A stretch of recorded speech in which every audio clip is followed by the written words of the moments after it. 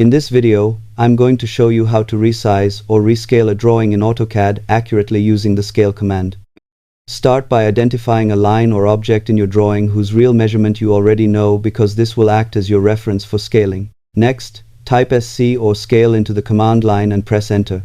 Select all the objects you want to resize, then press enter again to confirm the selection. After that, choose a base point anywhere in the drawing to begin the scaling process. Now type R for reference and press enter. You can either click the two endpoints of your known reference line or manually type its current length. Finally, enter the new desired length, and AutoCAD will automatically resize the entire drawing proportionally. This method helps maintain accuracy and is extremely useful when working with imported drawings that are not at the correct scale.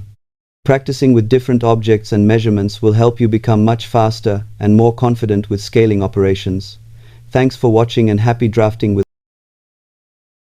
AutoCAD.